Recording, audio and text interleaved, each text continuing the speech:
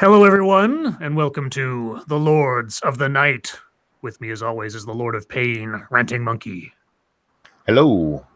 and the Lord of Pennies, Satsu 2 Cents. What up, Dow? And I'm your host, Scribe Light, the Lord of Punishment. Hello, chat. Hello, everyone. Hope everyone has had a good Tuesday, and your week has started out well. And hello, Satsu. Hello, Monkey. How are you guys doing, Satsu? I'm good. Once again, nothing bad happened, so good day. All right. Well, that's one metric. And how are you, Monkey? I'm here. Yes, you are, and we are so glad that you are. My day was plain. Nothing bad, nothing good, just kind of a day, which is fine, which is actually good. Kind of like what Satsu said. So I'll take that over the alternative.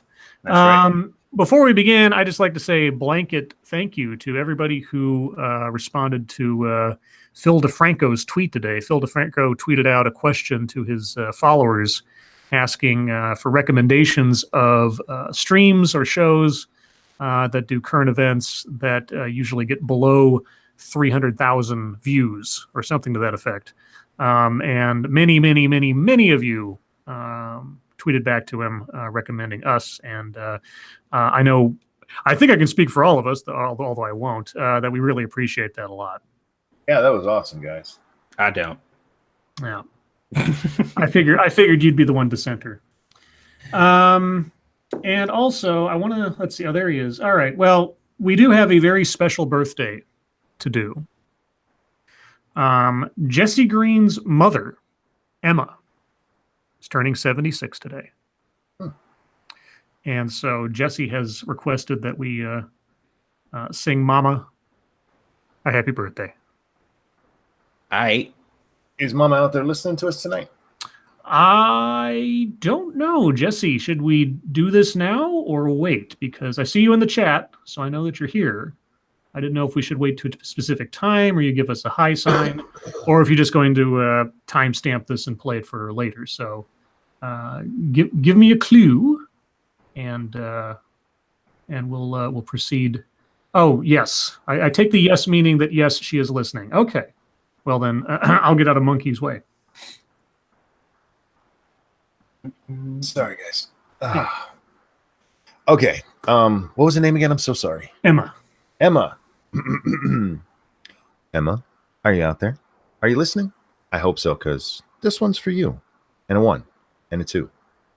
Happy birthday to you. I knew it was coming, but I still wasn't ready. Happy birthday to you. You should think about decision making. Happy birthday, dear Emma. Moonbase. You'll skip it next year, I promise. Happy birthday to you.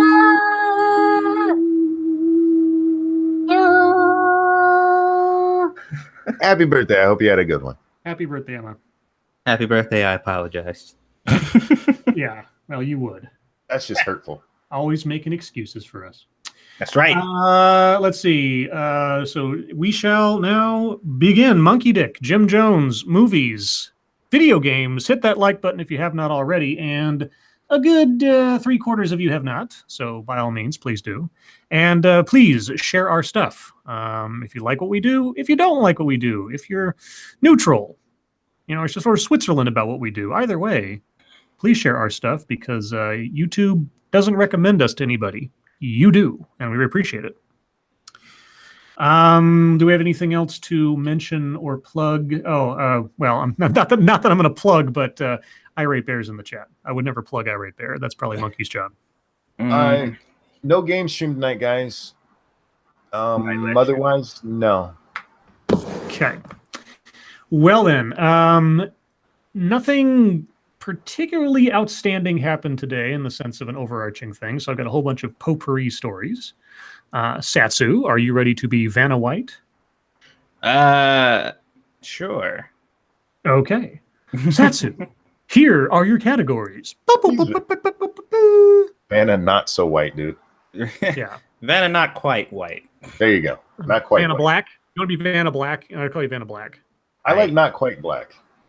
Vanna not quite black? Okay. Well, not quite white. Vanna not quite white. Okay. That rings a little bit better. All right. Exactly. So here are your categories.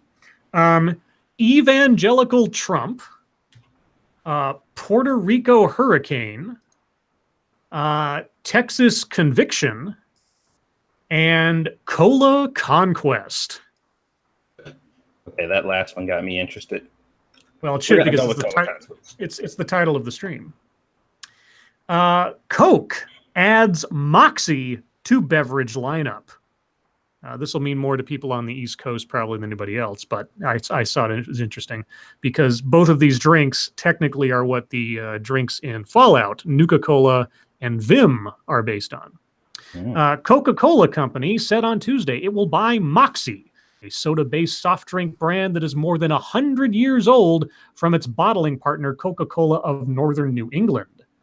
Moxie, the official soft drink of the state of Maine, was invented 2 years before Coke in 1884 and counted President Calvin Coolidge and Boston Red Sox great Ted Williams among its patrons.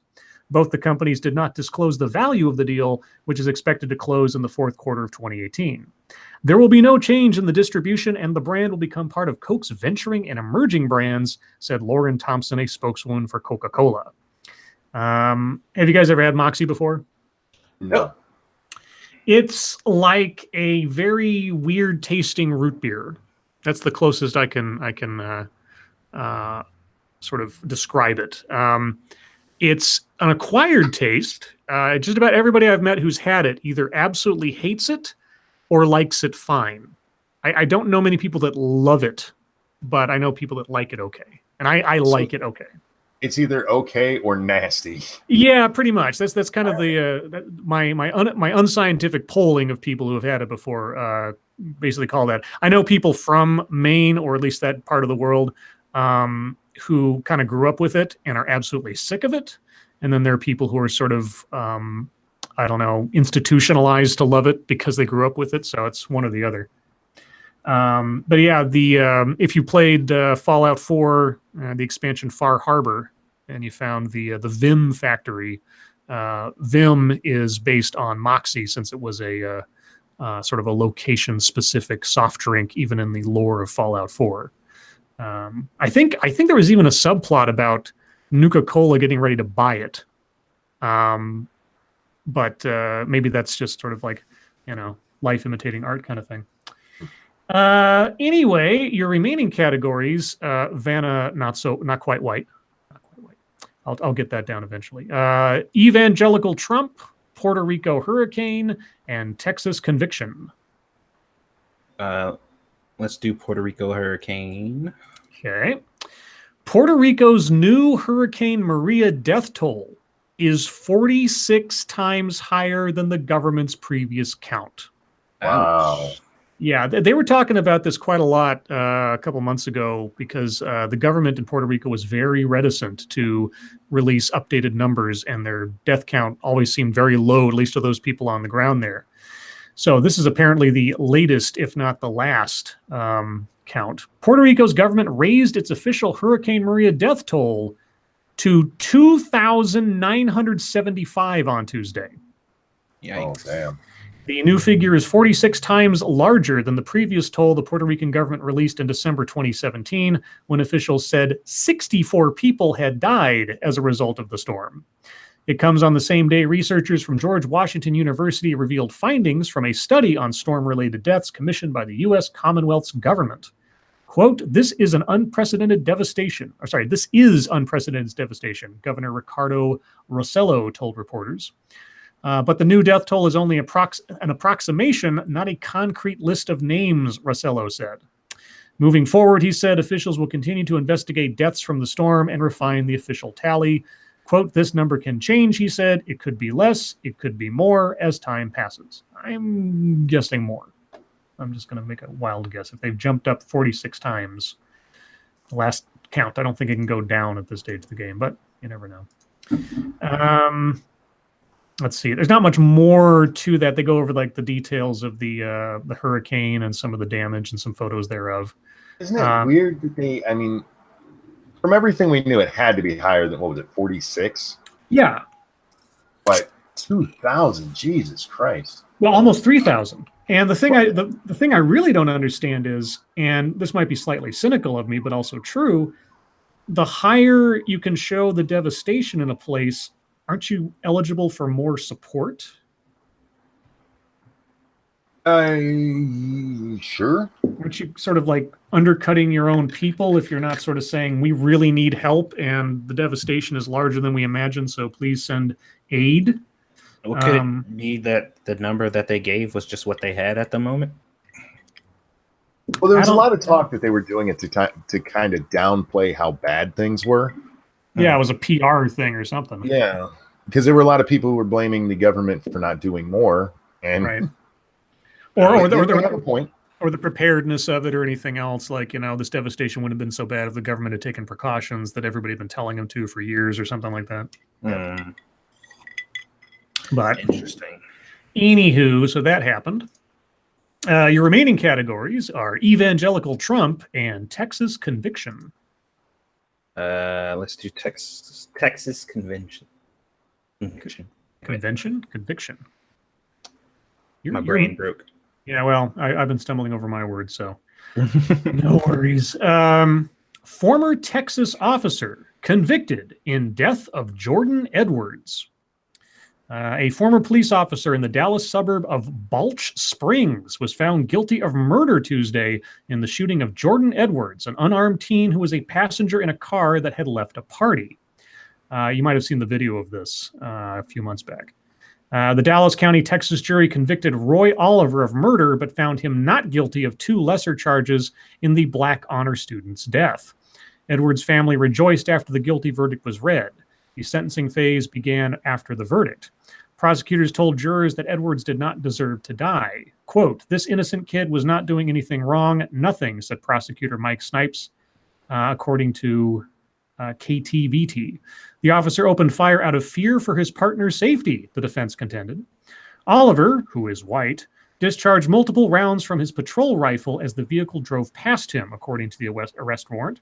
1 bullet struck Jordan as the teenager rode in the car with a group, including 2 brothers. The 5 were driving away from a house party in April 2017 after reportedly hearing shots. Jordan, a standout athlete at Mesquite High School near Dallas, died from a fatal gunshot wound to the head.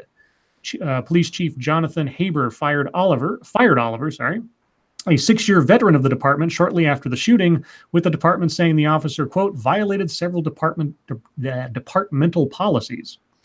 Let's see. Yeah, and you might have seen this, I guess this was last year. I didn't realize it was that long ago. Time flies. But there was video of this where the kids are just driving away from the cops. And I mean, they're not aiming themselves at the cops. They weren't doing anything. Oh, that one. Okay, yeah, I remember this. Yeah, it was. Yep. I remember seeing this video, and I just thought, holy shit. I mean, they were doing nothing. It's not like they were aiming the car at the police officers. They were just driving away, and the cop happened to be on the periphery, and he just shot at the car for no reason and killed the kid, which is, so good. Go away forever. Yeah. I don't want him to have the death penalty. I want to have him sit in a box for as long as it takes. Accountability, folks. Oh, my God. In Texas, of all places. I know, right? It is Texas. He's lucky they didn't kill his ass. Well, there's that, too, yeah. Let's see. They haven't sentenced him yet. They've started the process. I don't know if they say in here what his potential sentence could be. I assume anywhere between 25 to life. But yeah, so if and when that happens and we hear about it, I'll make sure we read that one. Our last potpourri story, because we can't go a night without talking about Trump, of course. Trump warns evangelicals of violence if the GOP loses in the midterms. What? Yeah, I wasn't quite sure how to interpret the headline on this one, so this is all new to me. So let's see what happens here. President Donald Trump facing scrutiny for hush money payments to a porn star and a former Playboy model. What the fuck does that have to do with the story? I don't Jesus know. Christ. Probably Who's nothing. This is CNN. Okay. All right. This is CNN. We have 2 authors to this.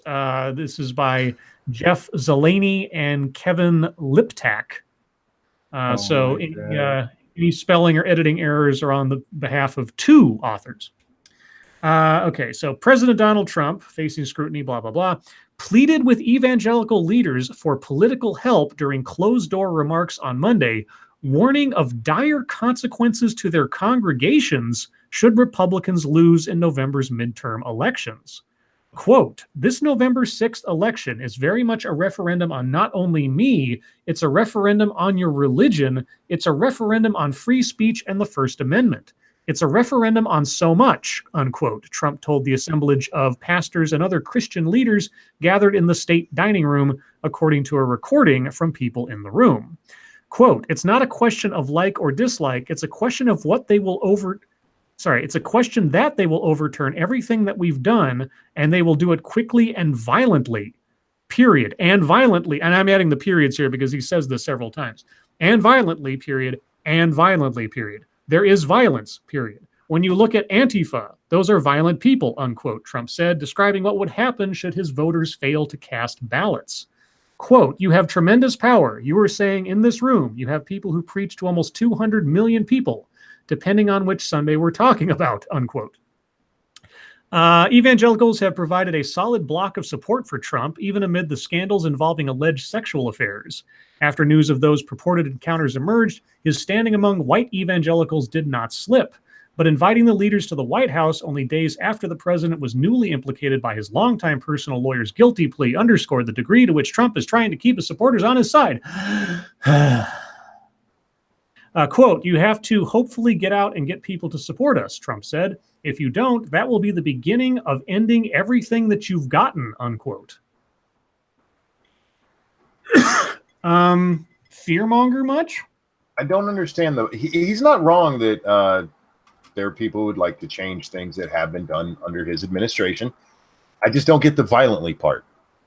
Well, it seemed like he tried to slip Antifa in there because the way that they politically operate is through violence. But what does that have to do with this? I heard what he tried to do there. But Antifa's not going to be the ones winning the elections. Yeah. And they're also not, their main target ain't really those people, right? Evangelicals, yeah. No. So, I don't know. That's a little weird.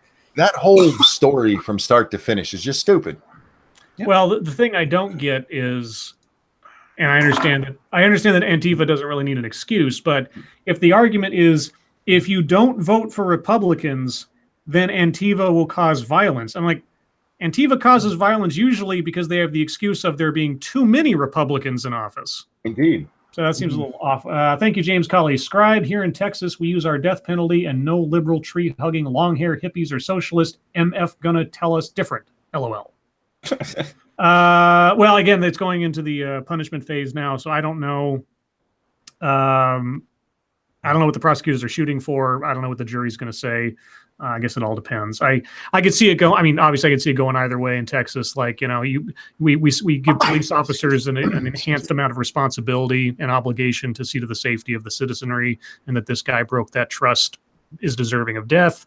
Or they might take into consideration that prior to this, I don't know his record, but let's say he didn't have any other marks against his name prior to this, and his service to the community elsewise was all right. That might mitigate it.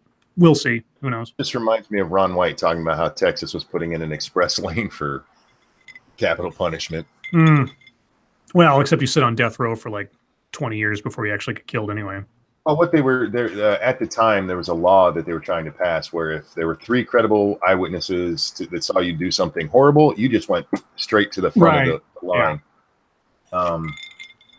I don't like that because of the eyewitness. You can't trust an eyewitness. Yeah, eyewitnesses are. Yeah, I've seen plenty of situations where someone who was an eyewitness, they all recanted like 20 years later, and somebody sat in jail forever because somebody made a mistake or was coerced or was just lying to lie. Well, that show I told you about that I watched, a long shot about that guy who was picked up for murder. Yeah, it was based on eyewitness testimony. Exactly. And it wasn't fucking him. Mm-hmm. They have him on video elsewhere. They know for a fact it wasn't him. Right. Yeah. I think I saw that. Did that just come out, or has that been out a while? Because it sounds. It might have been out a while. I just saw it. I was laying in bed trying to find something to watch, and that I saw it and like, oh, that looks interesting. So yeah, I think I might have seen that a while back. I usually watch the big crime documentaries when they come out. If you guys haven't seen it, it is really fucking interesting. Mm-hmm. Now, this story isn't a potpourri story. I was kind of saving it for last because it is a downer, but it is something that people have been talking about today, and then we'll move into MSS News and hopefully find some funny stories there to lighten things up. But a 9-year-old died by suicide after he was bullied. A 9-year-old boy in Colorado took his life days after starting the 4th grade last week. He had recently come out as gay to his mother, who believes that bullying was a factor in his death. Quote, the same kids who picked on him last year were even meaner to him once he came out and said he was gay, said Leah Pierce, Jamel Miles' mother. They hurt my baby, unquote. Denver police said that Jamel's death appears to be a suicide. Though suicide rates for those under 13 are far lower than for teens and adults, experts have looked closely at the rise in deaths in recent years and what makes suicide-related behavior different for young children.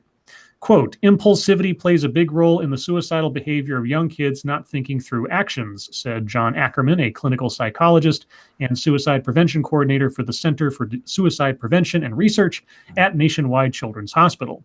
Ackerman was not involved in evaluating Miles' case. Ackerman said that for some young kids, it can be hard to process or put the brakes on heightened emotional responses. Whereas teens may go through a series of thoughts and stages before engaging in suicidal behavior, for young children, quote, an impulse towards suicide can escalate really quickly, unquote. From 1999 to 2016, 1,430 children ages 5 to 12 took their own lives in the United States, according to the U.S. Centers for Disease Control and Prevention. There are 121 such deaths on record for 2016, up from 102 from the year before. And then it goes into more details about children and suicide rates and things like that. Doesn't really refer back to the story. Thank you, Sanguine. Well, I could see Antifa taking a Republican defeat as validation for their tactics and the Democratic mouthpieces having been building them up and emboldening them. That's true. That's also a possibility. They don't need an excuse, though. It doesn't matter whether they win or lose, Republicans. If Antifa wants to go cause trouble, they'll find a reason to go cause trouble. Oh, yeah. I'm not saying Antifa's not going to be dickholes. Of course they will. Mm-hmm. But he's talking about undoing everything. And if you're undoing it, it's got to be legislatively. So his words just didn't work there. That's all I'm saying. that seemed hyperbolic at best. And undoing what? Like, I don't even know what that means. Like, what tenets of Christian faith will be under threat if the Republicans don't win?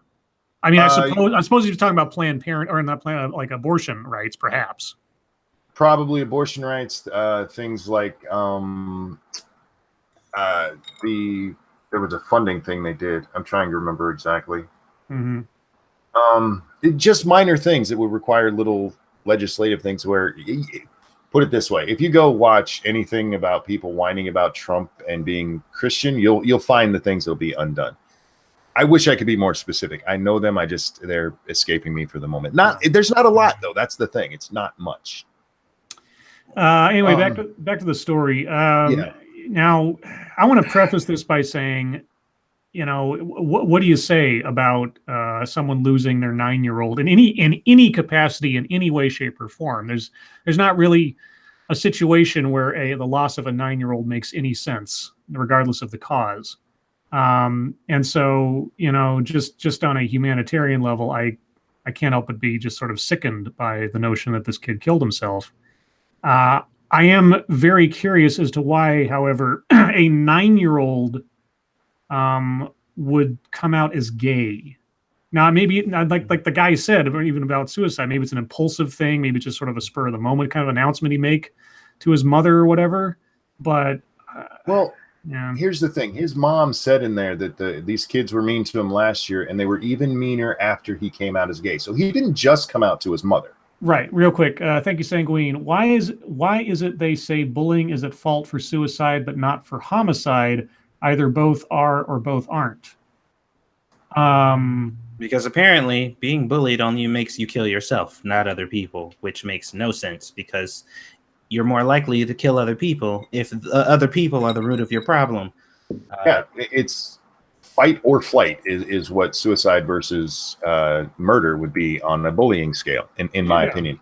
Harming someone else that has nothing to do with how you feel, that's a whole other action undertaken by the perpetrator. I mean, suicide is a self-destructive act. Taking someone else's life has got nothing to do with how you're dealing with your problems. That's a separate issue. I think he's right, though. I mean, I can see it being responsible for both, and we have seen it, at least theoretically. I mean, they said it about Columbine.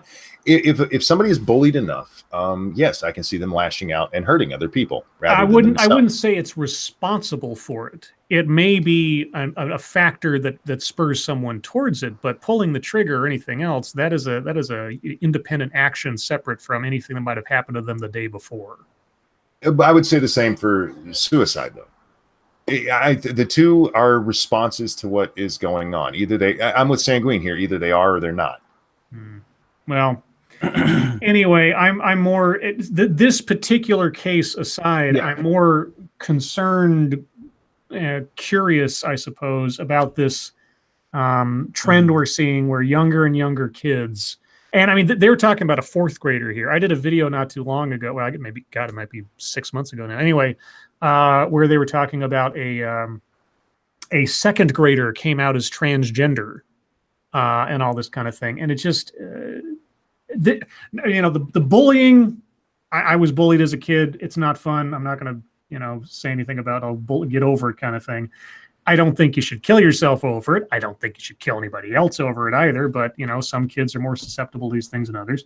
But the whole sexualized 9-year-old, like he knows or doesn't know, or he's somehow been encouraged to make a proclamation about his sexuality at 9.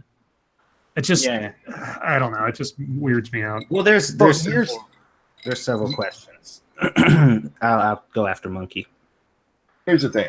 One, why would this child come out at 9 to his classmates? I don't understand that at all. 2, when he told his mother he was gay, I'm wondering what she said to him. And I don't mean was she supportive or not. I'm more curious about, actually, if she was supportive of it, that's actually kind of worse to me, because you're talking about a fucking 9-year-old here. He's 9. He's not sexual.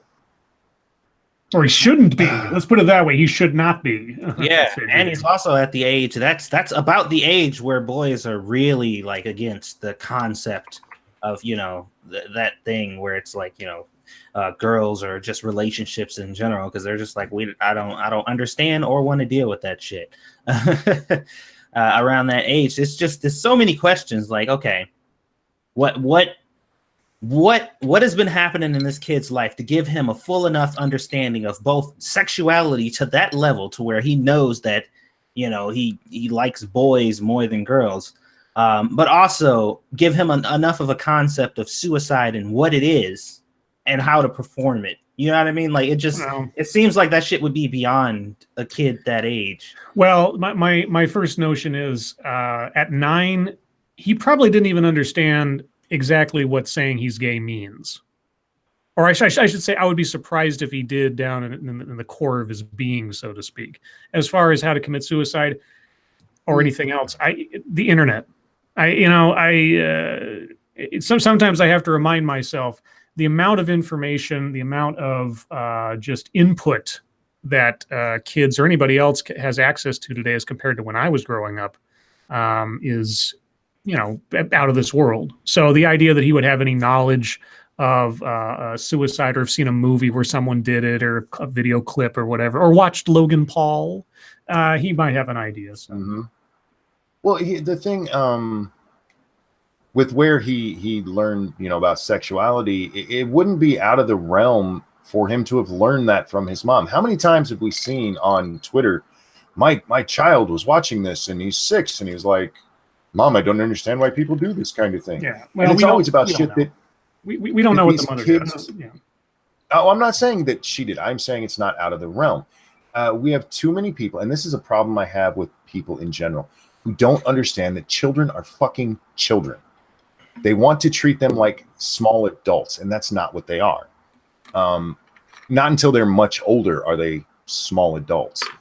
I remember way back during Clinton, everybody going, oh, now I have to talk to my children about this. Why? Yeah, right. There is no fucking reason at all to have to talk to your children about the president getting a blowjob. None. Yeah, But it was all over the place.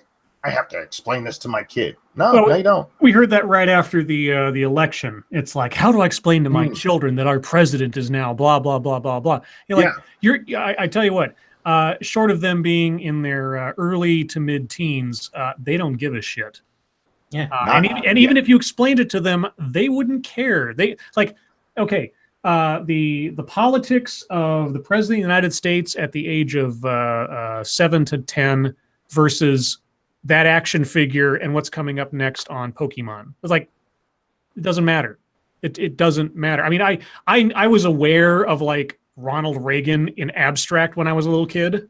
I was aware of like the people on the news that when my parents put on, Tom Brokaw or whatever, I had a vague concept, but I was more concerned with Spider-Man and doing my math homework than anything else. So the ins and outs and the vicissitudes of adult politics means nothing. By the time politics means anything to those kids, Trump will have been a president 20 years ago or something. It doesn't matter.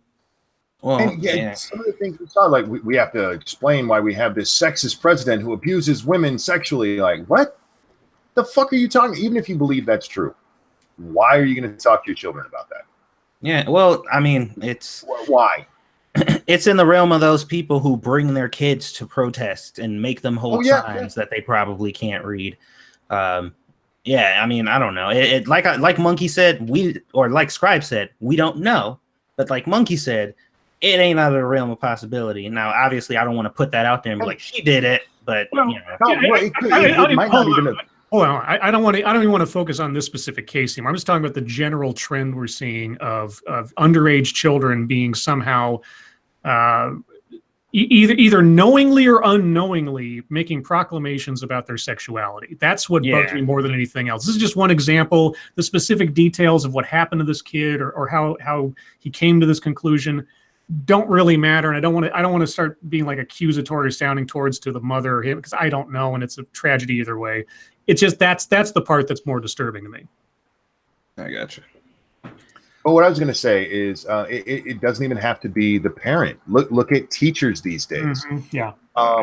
We've seen stories about teachers going way more into detail about sexualized things with children than they should be. This could have been something, and again, not. I know you don't want to focus on this case, but using this kid as an example, I mean, there's so many places he could have picked this up where it would have been seen as perfectly acceptable to talk like this to a fucking 9-year-old. Queer kid stuff. Exactly. Mm-hmm. Yeah. Yeah. It's the head, like when you read it didn't sound right to me. He came out to his mother and kids bullied him at school. I'm like, those two don't go together. Like those two sentences don't go together. If he came out to his mom, most likely at home in the privacy of their own home, then how exactly did his friends find out about that? Kids don't stay quiet about these things. You know, if he's made some kind of determination, he tells one friend, and 9-year-olds, it gets around real quick. Whatever. We have another birthday. Oh, we do. Apparently, it is Twisted. Oh, sorry, hang on, guys. It's Twisted Skipster's birthday. Twisted Skipster. Twisted Skipster. I like that name, by the way. Twisted is 40 today. 40? 40. What are you Twisted, doing being that old? Jeez. I don't know. I don't recommend it, guys. Yeah. Twisted, I can see you there. So this one's for you. And a 1 and a 2. Happy birthday to you. Oh, yeah. 40. Twisted Skipster is a hilarious name. Happy birthday to you. To you. 40. You should try to stop being 40. It's not good for you. Happy birthday.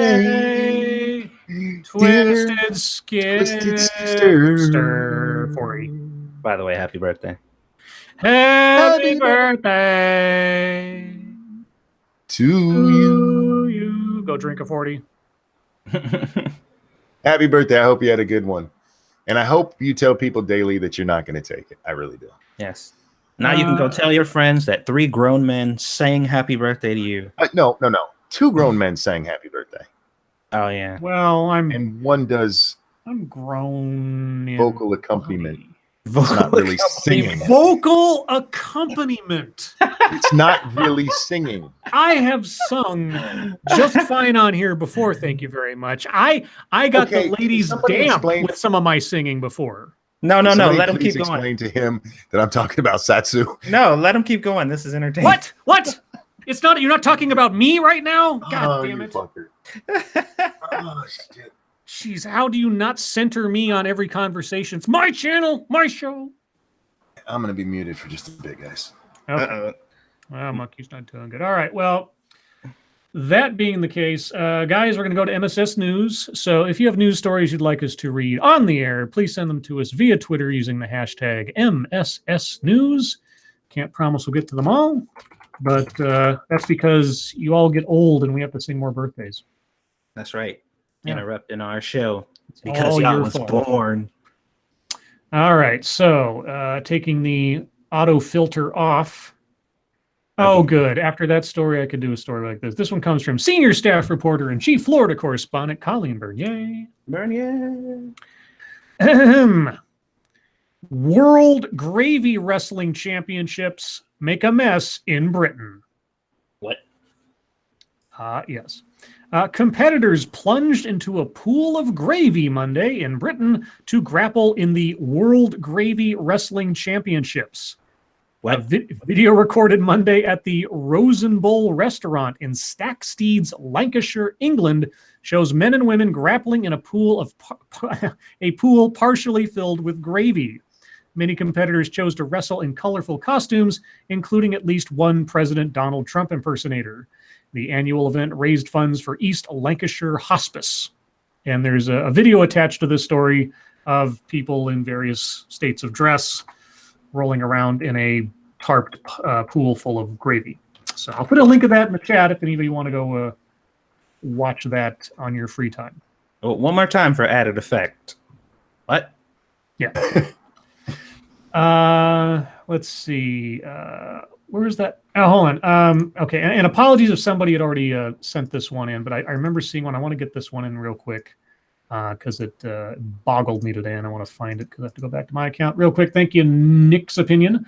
Does it say how he did it? No, it doesn't mention the method of suicide. Suicidal is a problem that seems easy. He was a child. I question what happened to the kid. I do have a child development certification. There's a lot wrong here. Yeah, well, I can only go off what the story says. They don't go into details of exactly what the kid did to himself. But the authorities apparently have determined that it was a suicide, or at least that's the main suspected method. So that's all I've got there. Is it normal for them to not disclose that information? yes. Yes. With children? Yeah, which with anybody under the age of 18, and also sometimes at the wish of the family if they don't wish that information to be made public. But certainly for children. Unless there's a lot of times also you'll read stories where it'll tell you, somebody died unexpectedly, but they won't say anything about it. That's usually a suicide as well. Yeah. Gotcha. Okay. I only have the blurb on this. I'll try to find a larger story later. Maybe somebody sent it to us. But apparently California is to become the first state to eliminate bail. That's interesting. And my first thought was that's a lot of bail bondsman businesses that suddenly go kaput. Yeah. A lot of people put out of work there. A lot. Well, I mean, think of all the bounty hunters. But anyway, I only had the blurb from the AP, but maybe there'll be a bigger story later on. So no more bail, but you can give people AIDS and.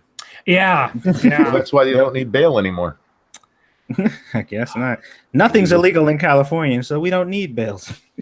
Okay. There's another one from Colleen Burnett. Let's see, which one do I want to do? Except straws. Yeah, Colleen Bernay sent us some really good ones here. I don't want to dwell too much. I don't want to give favoritism, but man, these are some good ones. Oh, sure, let's do this one. This one comes from, again, Colleen Bernay. Another UK story. And there's a video that's about to play in my ear, which I don't want it to. So shush. Are you going to do it? No? Yes? I can't tell. Okay. Headless corpse found in fish tank at home of man missing for 2 months. Wow. That is a lot to unpack. That is a lot to unpack. A human body with no head or hands was found in a fish tank at the home of a man who had been missing for 2 months, police said. The corpse was found when officers raided Brian Eggs, his last name is Egg, E-G-G, Brian Eggs' San Francisco house weeks after neighbors first raised the alarm about his disappearance. Residents of his street told local media they last saw the 65-year-old on his daily walk with his dog Lucky. That's ironic, in early June. Police first visited Mr. Egg's house in July after neighbors grew concerned. They spoke to a man who claimed to live there and said Mr. Egg was on holiday, a story that officers appeared to accept. I assume so, otherwise they would have found a headless body in the tank. But earlier this month, his neighbor, Scott Free, called police again after seeing a private crime scene cleanup crew turn up at Mr. Egg's house. A private crime scene? What? Wait a second. This is out of order. Shouldn't the crime scene guys show up after the police have shown up? Thank you, Segway. Not true, Satsu. You will get in shit if you don't use proper pronouns or smuggle straws in California. That's also true. That is true. Oh, yeah. No, this is for like if a crime happens in your home, like somebody's murdered there, somebody's got to go in and clean that up, and it's not typically a like a government thing. So somebody paid to have this cleaned up and the neighbors noticed it. Well, but okay, and I don't know how crime scene cleanup works, but wouldn't they like request a copy of the police report before disturbing anything? Not necessarily. They're just called in to clean. That sounds dangerous to the integrity of an investigation if you were able to call in a cleanup crew to clean up your crime scene that you may have done something horrible in before the cops even have a chance to investigate. I remember watching something with Lady Monkey where the guy that's part of the reason they had trouble catching him is because he did have somebody come in and do this really detailed cleaning of the house, deep cleaning, and that's what weird. That's what that company normally does is crime scene cleanup. Yeah, again, I don't know anything about it, but it just seems to me that part of your policy as a crime scene cleanup crew would be at least consult with the police or have a police report available before agreeing to start cleaning up blood and weapons and things. Nah, man, they just like, you kill it, we clean it. I guess, because usually I see something like that, in like John Wick. You know John Wick when the cleaners. It's his cleaner crew show just kind of cleans up and takes all the bodies away and everything. Just like that seems like an underground kind of thing to do. But apparently not. Let's see. This time, police searched the house and found the corpse in the fish tank. Sources with knowledge of the investigation told the San Francisco Chronicle. It's horrifying, Mr. Free told the newspaper. A dead body was in the house this entire time. Police have yet to identify whether the body is Mr. Egg, as the remains are so badly decomposed that even the sex is unclear. Ooh. I hate unclear sex. That's got to be, yeah, he might be non-binary. The city's medical examiner is working to establish. So bad. I know. The door was open. The door was open and I stepped through. I don't know what to tell you. Okay. Okay, so Frosted Glass sent us the bigger story on the bail thing, so here we go. New law to make California first state to end bail. California will become the first state to eliminate bail for suspects awaiting trial and replace it with a still murky risk assessment system under a bill signed Tuesday by Governor Jerry Brown. Well, there's nothing like eliminating something and not having a clear plan of how to replace it. They're just going to assess your risk. Yeah, and I'm sure the people assessing risk will never make a mistake and let some nut job out on the street when they shouldn't be. Brown's signature gives the state's judicial council broad authority to reshape pretrial detention policies ahead of the new law's October 2019 start date. Based on the council's framework, each county's superior court will set its own procedures for deciding who to release before trial, potentially creating a patchwork system based on where a suspect lives. Yes, if you leave the rules in the hands of every county, I can't imagine what jurisdictional problems are going to happen, but Jesus Christ. Sounds amazing to me. It sounds brilliant. It sounds like a California thing to do. It does. The new law gives judges wide latitude to decide what to do with other suspects based on their likelihood of returning to court and the danger they pose to the public. I see nothing going wrong with that. Returning to court? It's going to come down to the judge saying, okay, so first off, each county has to establish their guidelines for how to risk assess. And then they have to place these powers, whatever the specificity is, into the hands of their local judges, who then make their own judgment call based on whatever the guidelines of risk assessment is as to whether or not this person should be detained or otherwise prior to trial. They are going to get so sued for racism. Well, racism, when they start letting people run around who then commit other crimes, and here's the other thing, I'm really curious to see in the next, depending on how long this law lasts, let's say the next 5 years, what the rates of contempt of court go up for failure to appear. Failure to appear. I'm curious to see what the failure to appear rates are as compared to now after this law has been in effect for about 5 years. So it's either you're going to be set free or you're no bail at all, basically? Or no? We don't know. I mean, it's murky and it's going to be up to each county. So they may end up setting up something that in everything but name is bail, depending on how they risk assess you or something. I don't know. I don't understand how it's going to work. Well, this is going to be an episode on a crime show in about a year, so look out. Let's see. What else do we have here? Okay. No, that one's... Okay, I'll try this one. This comes from Harry Anus, or Mr. Baker, as we know him better. Man on crutches ascends Tampa hotel and declares, quote, "We are not made to live sitting in a wheelchair," unquote. Okay. It took almost 3 hours to the minute, but Joe Cowles made it. The man who set out to climb all 27 floors of the Tampa Marriott Waterside Hotel and Marina on Saturday accomplished the feat with the help of his family, his crutches, and his mantra. Quote, "I repeat to myself with each step, I am my legs." Cowles, 57, a French national hoping to raise awareness, sorry guys, for those living with severe spinal injuries, said at a news conference before the event. Quote, "To shine a light on something, we have to elevate it. That's why I'm going to the top." Cowles, who lives in Dunedin? I don't know what that is. Said in the news conference he is hoping someone will sponsor him and his family so they can stay in the United States. A crutch in his right hand, the stairwell railing in his left for much of the climb. Cowles ascended the steps one at a time. His cousin captured nearly the entire climb on Facebook Live, offering words of encouragement to Cowles from viewers around the world. They don't say, I assume he is injured or disabled in some fashion. They don't say how. He seems to have both of his legs, I guess. I climb stairs all the time. Shut up. Yeah. Don't be disrespectful. He did it for you, he said. Yeah, I assume he otherwise would be in a wheelchair, but well, good for him. I would have hoped he was trying to raise awareness and funding for spinal research rather than trying to, I don't know, guilt his family and himself into staying in the country. So wait, the story is he illegally climbed a structure? Well, I don't know if they don't say whether he's already here legally or not, just that he's a French national. So he might be here legally, but maybe his visa's not, a long term or something. Gregor Hurst, thank you. Monkey's approach to flights of stairs differs. Yes. Hey, thank you, Cryptic. Nice. Can we get a cripple fight? I'll beat his ass. I'll push him down those stairs. Yeah, Monkey will pick up his crutch and just beat his ass with it. Right, I don't need crutches. Oh, man. Okay. Bare hands, huh?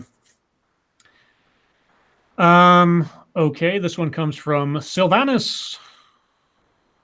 I heard that Chaos 120 has disbanded. Have they?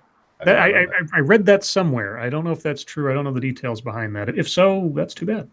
Activists protest store that Michael Brown robbed and demand that ownership be given to them. When Fuck did this off. happen? Okay.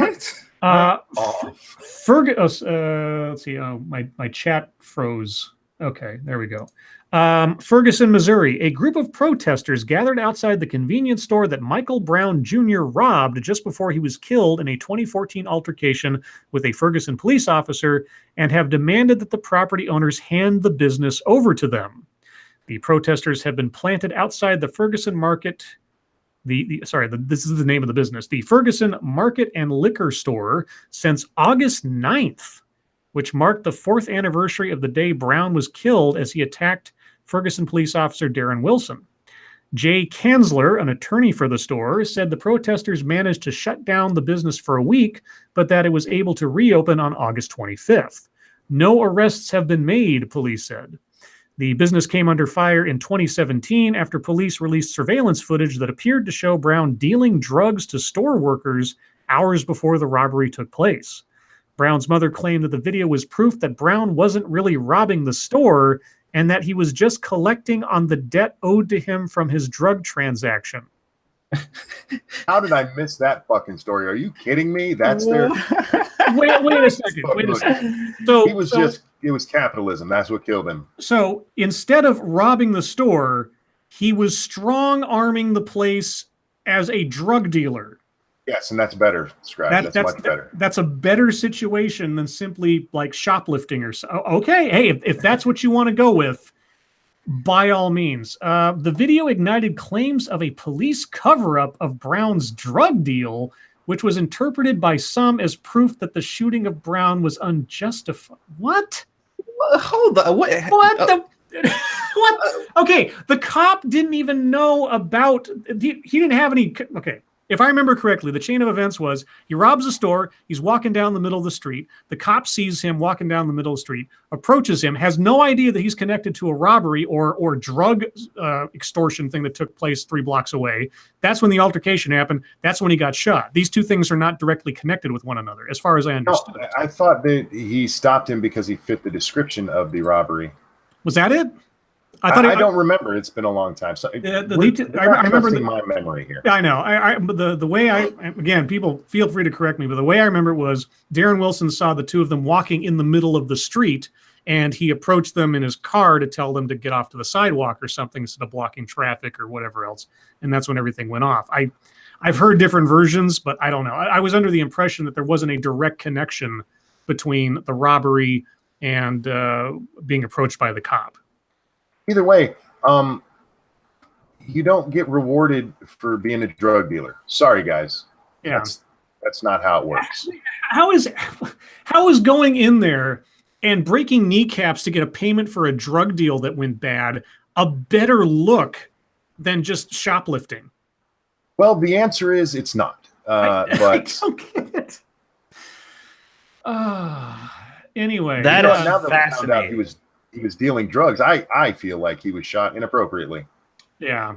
Yeah. Oh, he was just a drug dealer instead of a thief? Oh, wow. That's okay. He was just taking what was rightfully his, y'all. Oh boy. Okay. Well, That's we're gonna call it. retarded.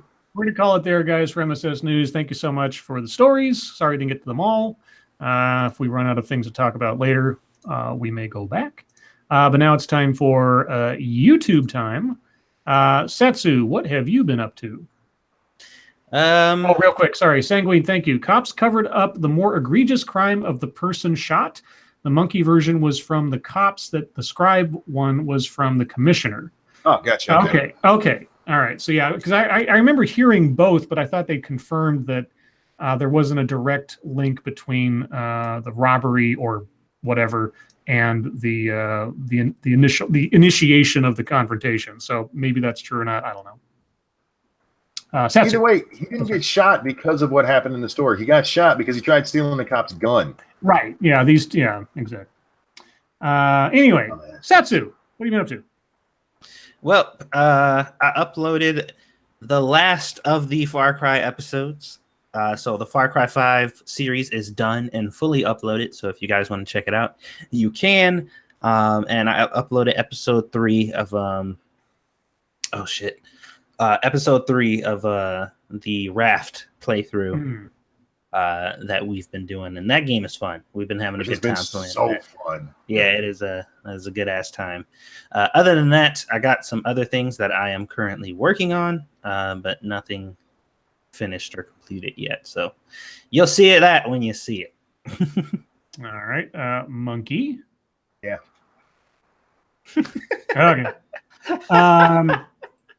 I may be doing something slightly different. It wouldn't be the first time that I've done something like this, but it's been a while. I came across a very short video today of a personality, let's say, and I got very curious about this person, and I found a couple other videos about them or starring them, and so I might be doing sort of a mini profile about a particular person and a project that they're working on. She's a professor or a teacher somewhere. I think it was like an Indiana State or something like that, or Illinois State. And her project is to have a what'd she call it? A social justice fleet. Or justice fleet, I think is what she called it. And from what I understood from the one video I saw, this is sort of an experiment. She's got this, I think she described it as a social justice museum on wheels that goes to places, and then they like sort of unload their wares, and then they have like a little camp they set up for a few hours where people can come and learn empathy and how to forgive. And I'm almost quoting directly from this thing. And it was such a bizarre concept, and it sounded far more religious than it did sound secular as it was being described to me. And the certitude and the vocabulary that this person was using to describe their project, it just fascinates me just how much nonsense can come out of somebody's mouth that sounds like it means something. And I'm sure to them it means a lot. But then maybe I'm just, ignorant of things. So anyway, there's a couple of short videos that sort of profile this professor, and I've got them both, and I'm going to be looking to see if I can sort of do a brief, summary or examination of this project. Not the person's whole career, obviously, but just this particular thing that they focus their efforts on, which I find just very, very strange. It's like, we need to go teach people forgiveness. And I'm like, teach them forgiveness? Who are they forgiving? And for what? The people who wrong them by... Well, you could probably guess, but I feel like, I don't know. I feel like that's just that's the guys. You're going to go there and they're going to be like, say the password, and you're going to get it correct. And they're going to be like, welcome to your hatred of white people class. Well, you might not be too far off the mark, because one of the other video, there's a video that focuses specifically on this project. The other video mentions it, but then it cuts to a segment where she talks about how she teaches her class.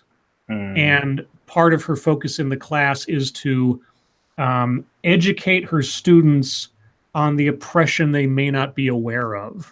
And I'm like, okay. How fucking oppressed can you be if you don't know you're fucking oppressed? Let me tell you how victimized you are, so then you can turn around and forgive those who are victimizing you, so that you can have the moral high ground and make everybody else a villain for having done you wrong. And by everybody, I mean society. And by society, I mean anybody who doesn't look like you, that kind of thing.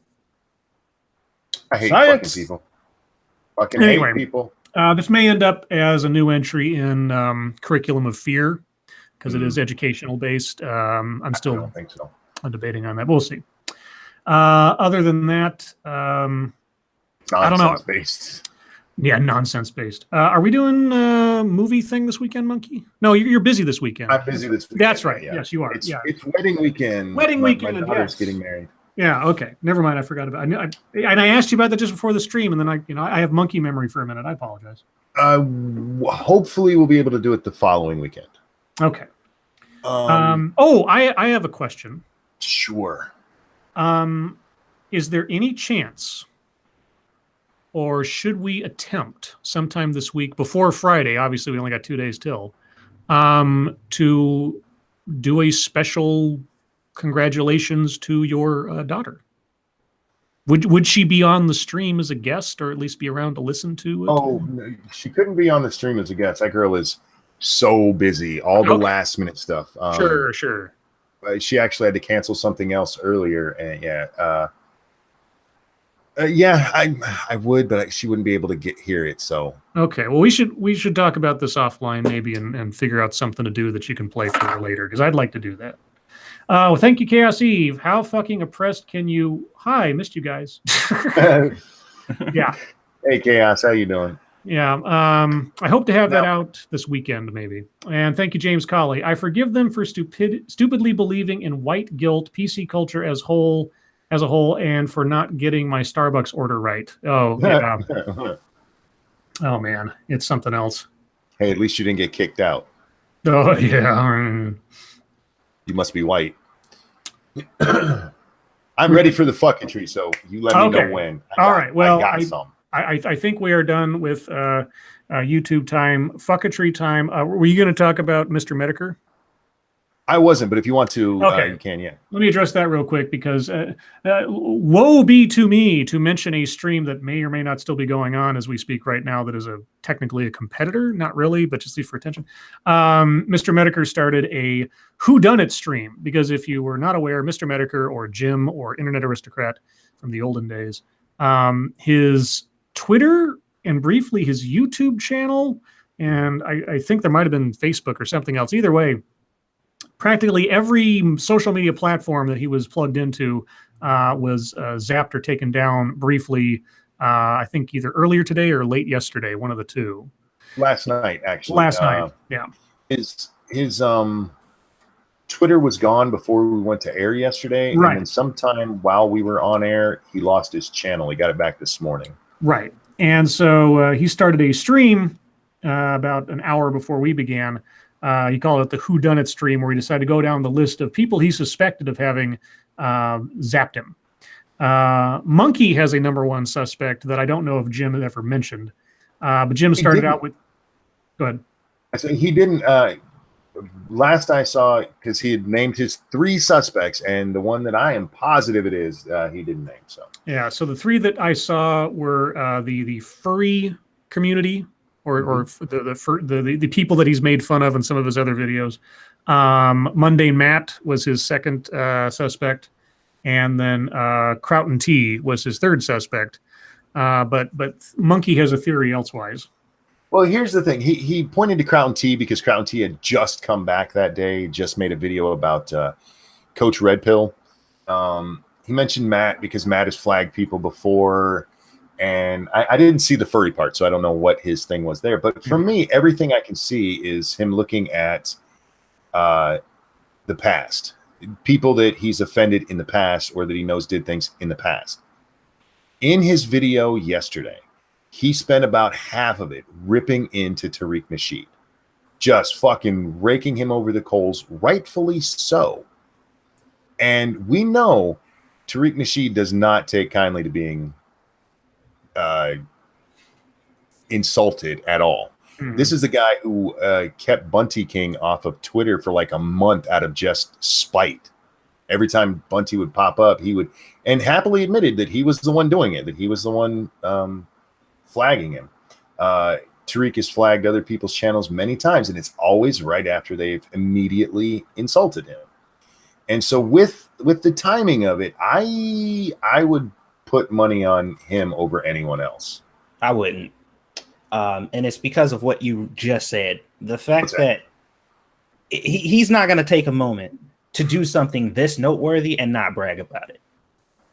I just don't see that happening. I don't see him doing something of that caliber and taking out somebody who he considers to be a large part of the opposition and just keeping quiet about it. I don't see it. I don't see it at all. I feel like he would have been on Twitter propping that shit up because it's more publicity for him.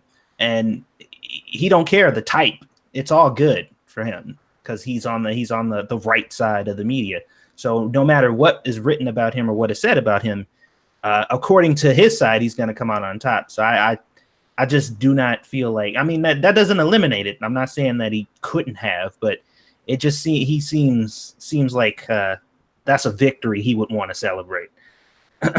See, like with the Bunty one, it's not like he came out and just admitted it. It was when he was asked about it that he finally, yeah, I did it. So I asked Tariq Nasheed. He hasn't answered me. I asked him on Twitter. Say goodbye to your Twitter. That's what everybody keeps saying, but I didn't insult him. I asked him straight up. Look, there's a lot of speculation. Did you do it? Okay, well, that was my entry into Fuckatry. So what's yours, Monkey? Oh, let's see. Let's start with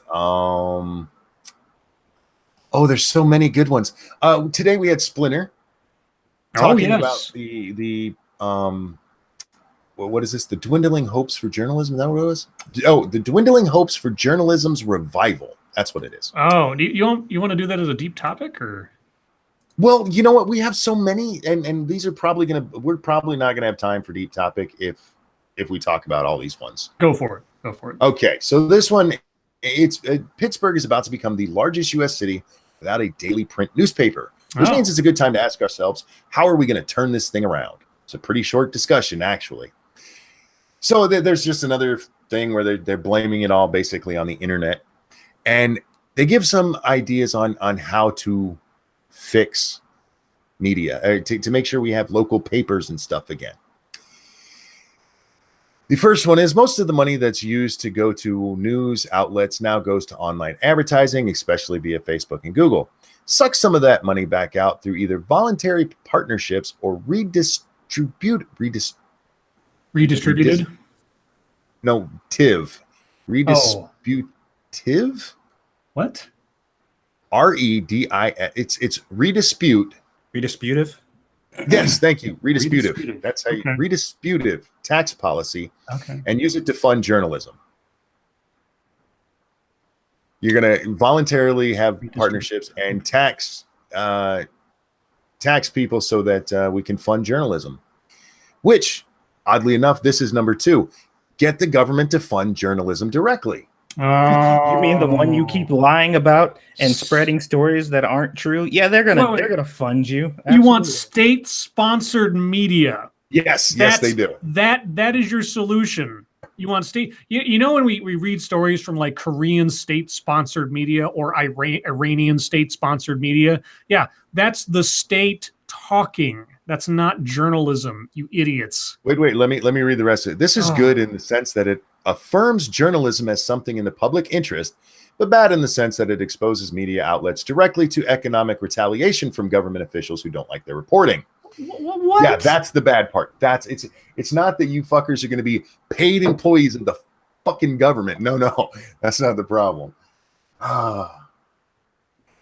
Okay, you ready for number 3? Number 3 is probably my favorite. Sure.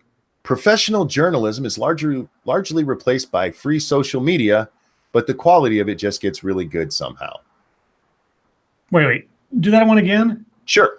Professional journalism is largely replaced by free social media, but the quality of it gets really good somehow. The syntax error. That's all I gotta say. What he's suggesting is that we just go with how it is right now. People are getting it from online, but it'll somehow get better. I think it's a facetious little argument there. Okay, all right. Haha, social media sucks. By the way, this is Splinter. I want to remind you. Yeah. The next one is just have less journalism. And finally, someone smarter than me thinks of a fundamental change in the media business model that will turn around the revenue decline of the advertising-driven model that has existed for centuries. How about this? How about we come into the 21st century? How about journalism? I mentioned this when I linked this article earlier. None of these suggestions talk about journalists getting any better. Yeah. We can do a better job. No. It's somebody else's fault. And, there is some validity to the notion that online has killed a lot of, especially like smaller newspapers. Mm-hmm. But if you look at something like the New York Times or a news magazine like Newsweek, these are things that kick themselves in the balls all the time. They're still trusted news sources, but they go out of their way to fuck themselves. Okay, a question and then a comment. First, who wrote this article? This was written by, let me scroll up here. Where's the head? Oh, Hamilton Nolan. Does he have a position or a title there at Splinter?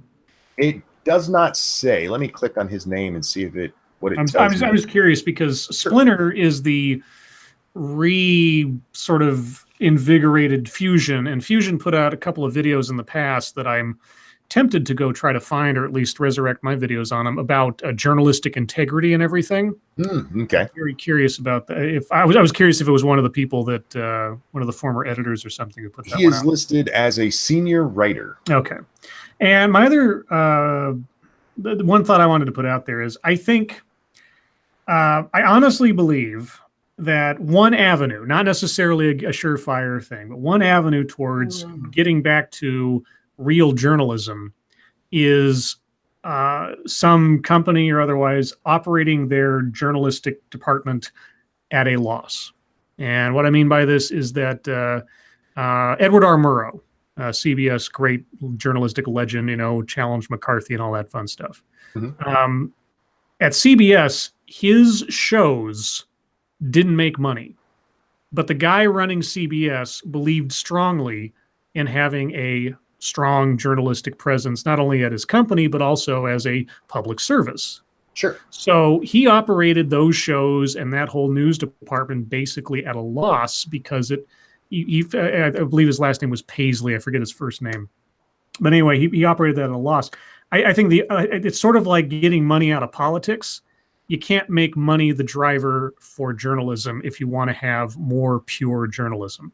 Mm-hmm. Now in this day and age, and given the slings and arrows of the economy, I don't know how you decouple those two effectively and still operate without being like a nonprofit or something. And even then, but I really think what has degraded journalism, quote unquote, as we've seen in the last 10 or 15 years, has been the clickbait, the ad-driven, the revenue-driven philosophy behind it, rather than keeping it as free from that influence as possible. Well, we've always seen. I mean, we had clickbait in the old days before the internet was even a thing. What they would do is they would always give you like this everybody's gonna die, and we'll do that story after the weather. So you'd have to watch the whole thing to get to that last thing. And I don't necessarily have a problem with clickbait in your story as long as your story is meaningful, I'm sure as hell not going to talk down about clickbait. But I think the problem with journalism, one, it used to be your only source for news was your local newspaper, unless you subscribe to something like USA Today or the New York Times, which would ship further, Mm-hmm.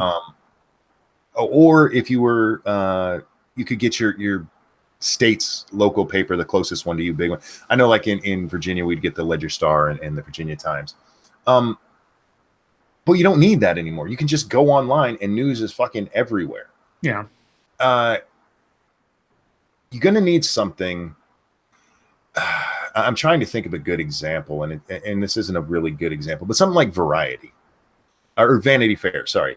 Something that has a reputation, whether you think it's good or bad. There are people who look at Vanity Fair as a very sophisticated pseudo news, I guess I would say. They're counted on to do certain types of stories, a certain level of excellence, and people are willing to pay for that excellence. The problem is you're not going to do that with every tiny newspaper across the country. We are in a new town and a new time, and it's just not going to happen. Real quick, thank you, LeNuggets, $1 donation, appreciate that. And thank you, James Colley, says, Monkey, check your DMs. Looking right now. Tweet from Amy Schumer. The president is an unindicted co-conspirator in serious crimes. It's irresponsible for the Senate to move forward in considering a nominee. Okay. What, impeachment? Where is it? It's irresponsible for the Senate to move forward in considering his nominee for a lifetime seat on the Supreme Court. Retweet if you think the Senate should halt the hearing, then make a call. For the record, guys, and I'm going to tweet this to this stupid twat. President Clinton was under indictment when he nominated, who was it, Kennedy? No, whoever two people. I forget who all was nominated by who, but yeah, Clinton nominated two people. It doesn't matter. Either Kavanaugh's good or he's not, and it's not based on whether or not Trump might have worked with Russians. Yeah. Thank you, James Colley. Sorry, didn't mean to make that sound like a demand. No, it's cool, man. Didn't take it as I didn't take it as such. I doubt Monkey did either. But yeah, you want to talk about bad Supreme Court nominees? Just look at George W. Bush and Harriet Mier.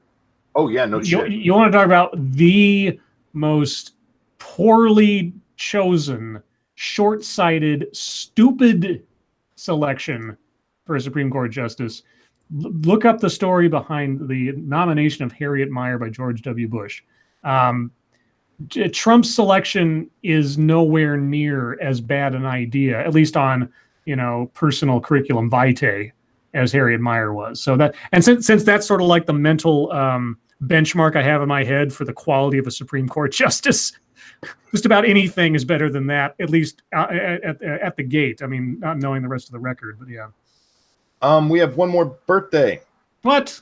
Stop. You guys need to stop being born. Okay, just stop. The whole human race just needs to stop right now. We'll get to that in a minute. Okay. The Useless Rebel, it is your birthday, you tell us, and he specifically knows that Satsu would be upset if he didn't get to sing for it. So, Satsu, are you with us here? What happened? It's the Useless Rebel's birthday. Yeah, you're singing, and I'm giving the vocal accompaniment. What? I don't think so. Too bad. Useless Rebel says it's the way. The Useless Rebel, if you're out there still, I hope so, because if you told us that and then ran, I'd feel bad, because it would be a mark against us, and I'd cry, and I need affirmation constantly. I forgot what I was talking about. Oh yeah, it's your birthday. I hope you enjoy it. This one's for you. And a 1 and a 2. Happy birthday to, for Christ's sakes. Grow up, Satsu. Happy You're annoying. Go away. And they say I sing badly. Happy birthday, the Useless Rebel. I think this violates the Geneva Convention. Happy birthday to you. I can't go anymore. Happy birthday, the Useless Rebel. I hope you had a good one. I hate when you guys make me break character on that. God damn. Is that what you say to Squishy, Satsu? Let's see what. Oh, no. I couldn't go anymore. Well, after the fourth time, yeah. Probably. Wow. That's all on Satsu. I did my bit. He dropped out. You want to talk about? Hey, no more complaints about my singing or my contributions. I like how he went all Southern on that part. That's right. I have more fucking true we gotta get to. I could go Southern on that if I wanted to. Michael Ian Black is in some trouble today. Oh dear God, that accent's crazy. What accent? What are you talking about? That poor, unfortunate accent you're taking on. I don't know what you're talking about over there. I think you need to calm down. Anyway, so Michael Ian Black came out and defended Louis C.K. because Louis C.K. went on stage again. That's right. Unannounced. And everybody is losing their shit at Michael Ian Black for defending Louis C.K. And the tweet that I saw that really annoyed me says Michael Ian Black's defense of Louis C.K. right now shows that men have more compassion for each other's embarrassment than they do for women who have been sexually assaulted. Louis C.K. did not sexually assault anyone. Yeah. He didn't assault anyone. He masturbated in front of women who agreed to watch. Yeah, you want to watch me jerk off? Okay. Yeah, that was it. The worst that happened is, according to one story, and I forget the name of the show. It's the one that Courtney Cox is on right now. He asked if he could masturbate in front of a lady, and she said no, and he snapped at her. Right. He didn't whip his dick out. He didn't sexually assault her. This whole more than women who have been sexually assaulted. What the fuck are you talking about? Nobody was sexually assaulted. You are taking the reality out of sexual assault here. You are trivializing it. This is what we were talking about when we were saying that the Me Too movement has no sense of direction. They, like any story that comes out, they just tie them all together. As long as you have had hashtag Me Too next to your name in some form or fashion, then they're just like, well, yeah, whoever's the person is guilty of sexual assault. It doesn't matter what happened. It doesn't matter what the story is. The details don't even matter. Some of these people don't even know the details. They have no idea of what took place and what was going on. They're just like, well, that person's a sexual assaulter because somebody said me too. And it just goes to show like the ignorance and the lack of just detail and actually paying attention to what's going on and accurately, putting out these accusations. It's all over the fucking place. And that just goes to show it, because people don't even know what the fuck he did. They have no idea what even happened. They're just like, I remember his name and hashtag me too. So he must have assaulted someone. Like, no, that's not the case with all of them. Some of those people were just fucking creepy. This has been the one case in the Me Too thing. Audience, I've gone over this one repeatedly because it makes no fucking sense. Literally, he asked for consent, except one time when he might have masturbated on the phone. The woman said she heard him masturbating on the phone, which is impressive ears. That's a lot of lotion, dude. You might want to back off a little bit. But yeah, that one just pisses me off. And then to make me fucking defend Michael Ian Black, that fucking weirdo, don't do that. The next one, speaking of how fucked up the news is, MSNBC's Ali Velshi, Ali AIALIVELSHI. So okay, whatever. He ran a story because of the shooting at the video game thing. Jacksonville, yeah. As investigators in Jacksonville, Florida, search for the motive behind the state's latest deadly shooting, this dude takes a closer look at Florida's gun laws and just how easy it is to get a gun. Now, I will say that at the beginning of this, because it's a video, at the beginning of this video, he does say the gun wasn't purchased in Florida because they weren't. They were purchased in Maryland, where it's harder to get a gun than it is in Florida. Right. But then he goes on and runs this story anyway. Like, that's part of it had nothing to do with the story.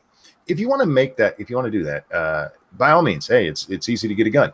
Don't link it to something that has nothing to fucking do with it. Well, isn't it telling though that they can do that? They're like, here, we're going to draw a correlation between these two things, but fair warning, there's no correlation between these two things. Now let's continue drawing a correlation between these two things. And then they can just do that and it's fine. Like, people read that and be like, this makes sense. We need the government to fund journalism. Yeah. Jesus fucking Christ. These two things have nothing to do with each other. Oh, but let me tell you how they have something to do with each other. I just had a thought. I think Splinter's asking for the state to buy them. Oh, that could be too. Because I know that Univision, that owns Splinter and the whole Root network and all that stuff, is probably getting rid of or selling off or closing down all of those blogs by the end of the year, I believe. So it could be the case that Splinter's making a sidewise appeal to get funded by the state. I've seen more and more news agencies starting to push the idea of state-sponsored news. Yeah, which is really creepy. It's stupid. It's bad. It's a bad idea. Yeah. Next up, Stormy Daniels is in the news again. Oh yes. This time because she is a heroine to the resistance. Wait, she's an opiate? Kind of. She is a skanky bitch. And I understand why she's getting Trump negative press, but she's not this is a woman that, other than being a porn star, her claim to fame right now, what people are cheering her for, is because she had sex with a married man and then made money off of it. That's what she's doing. And that's what it boils down to. And that's your hero. You're an idiot. Just throwing that out there. God, I don't know which of these two to do next because they're both fucking retarded. You know what? Let's do this one real because it's short. I read it earlier. Men only at the International. Why are there no female competitors at esports' biggest event?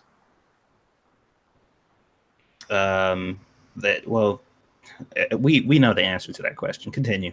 All 90 of the players and all 18 of the coaches at this week's $30 million tournament are men. Oh my God. Yes. The world's best Dota 2 teams are at Rogers Arena this week for the International, the biggest money and most prestigious tournament in all of esports. But of the 90 competing players, there will be no women among them, something that doesn't surprise female gamers. Yeah, because you're fucking garbage. Get good. Where's her name? I missed it up here. This is a woman named Vivian Chung. This is her thing. Chung grew up playing video games alongside her sister. While boys their age were playing competitive PC-based games like StarCraft or World of Warcraft, she was more likely to be playing fun-focused titles like Super Mario Brothers or Cooking Mama. So, how are they better again? I'm confused. A lot of what being good at a video game is starting from a young age and having those muscle memories built into you, she said. Okay.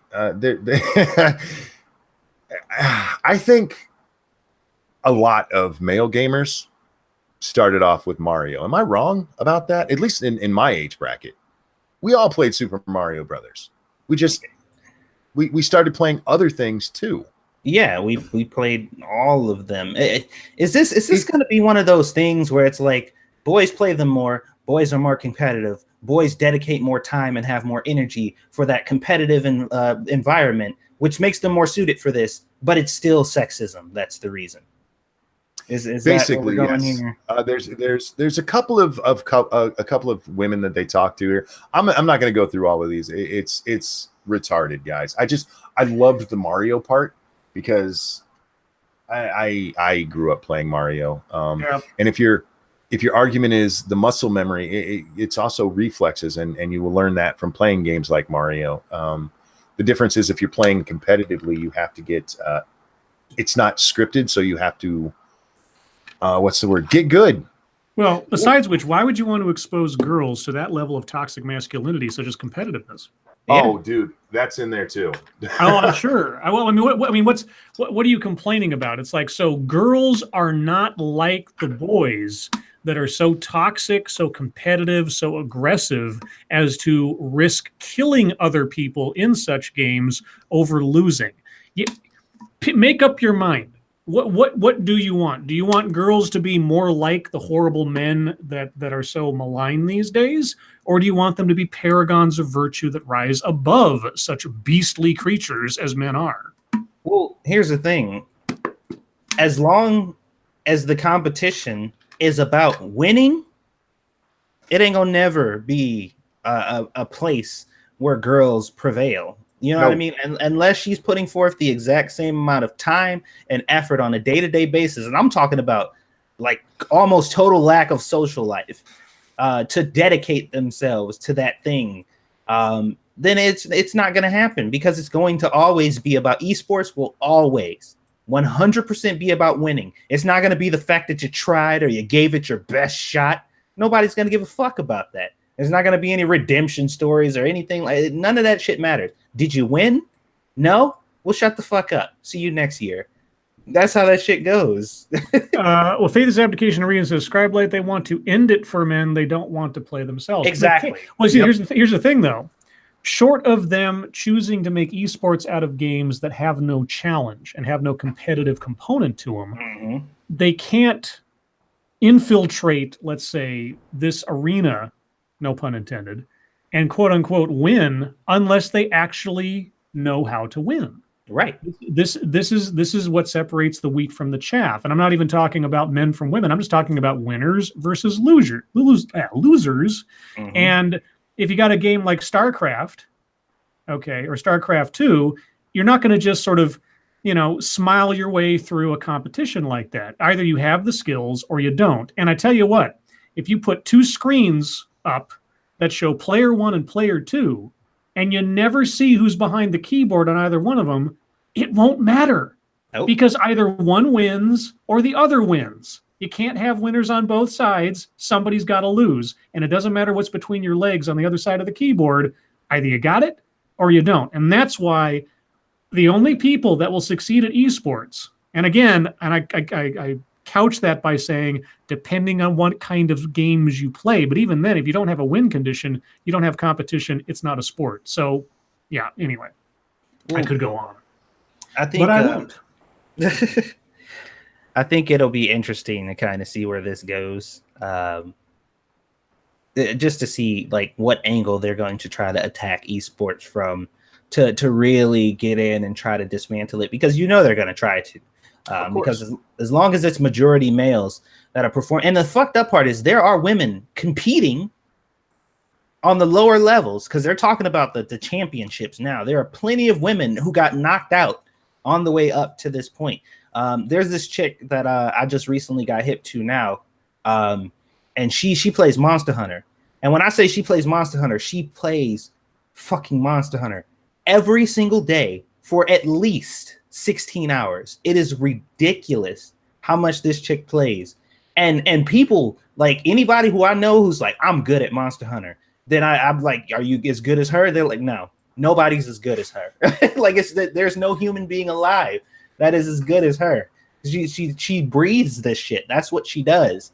And it ain't got nothing to do with her sex. It is the fact that she has dedicated her life to it. She like, that's what she does. And she makes her money playing it. And like she doesn't have like her family plays it or whatever, and that's what she does. That shit blows my mind though.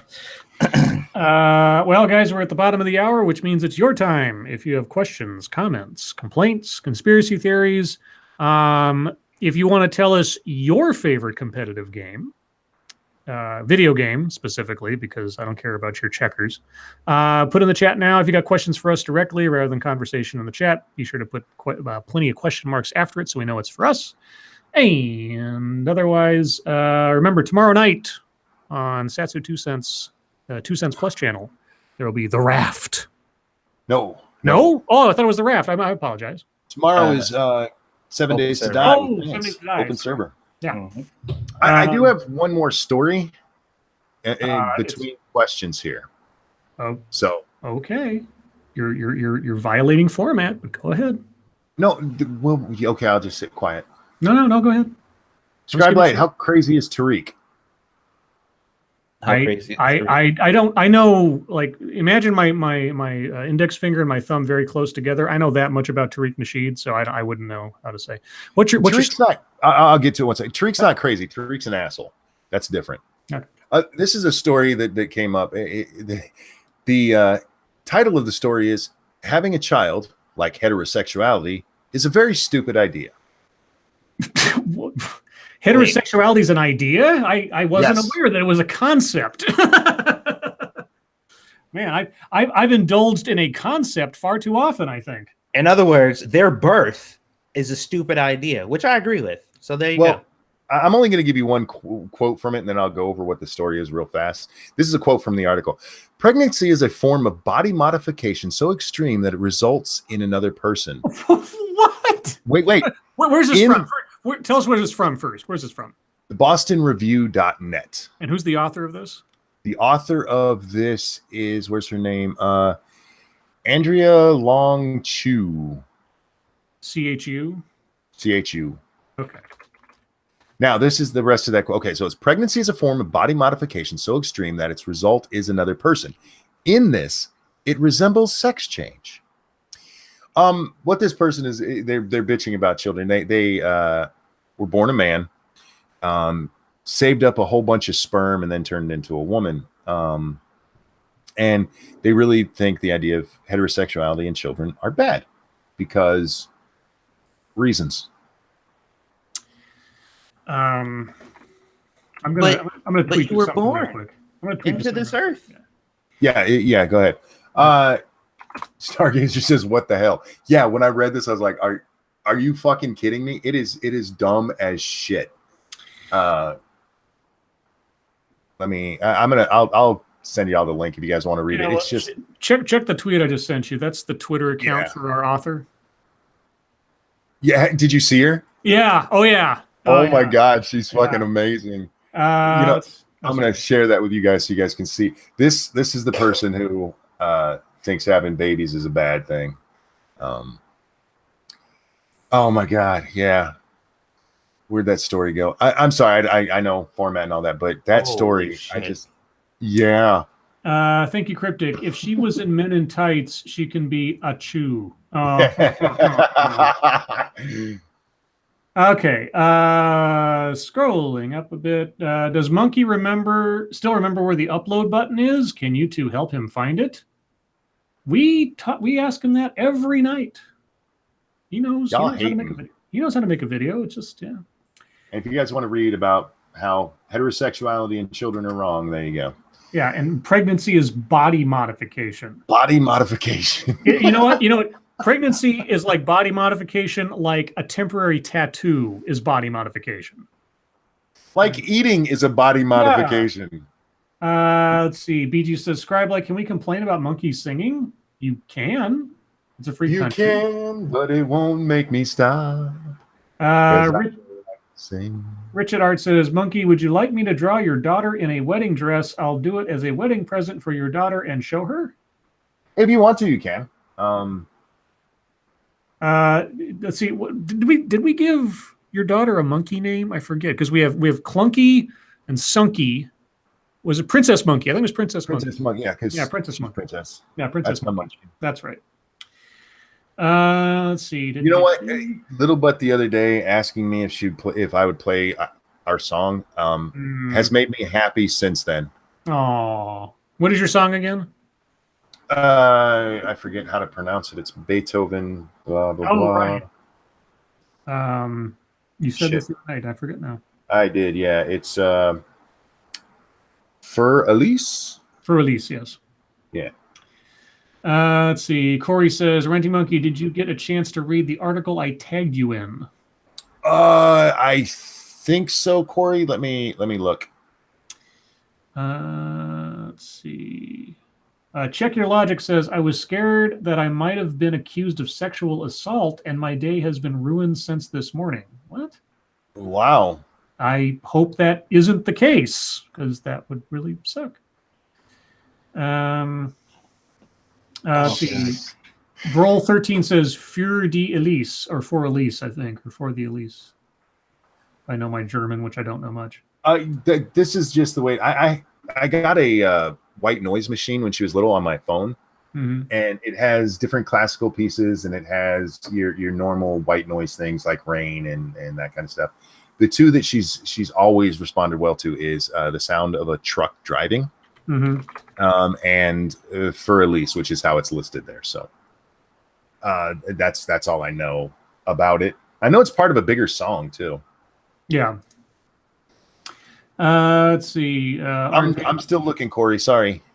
RJ says, Monkey, I cloned you while you were asleep. What should I do with the clone? Anything but touch its butt. It won't like it. Take out its spine and give it to Monkey. Let's see. Ari Bear says the sound of rain is nice. Oh yeah. I've played rain or storm sounds before to help me sleep in the past. Let's see. Jaster Muriel says make sci-fi great again. Write a book. Go for it. Corey, I'm not seeing it. What was the tweet about, or the story about? Yeah.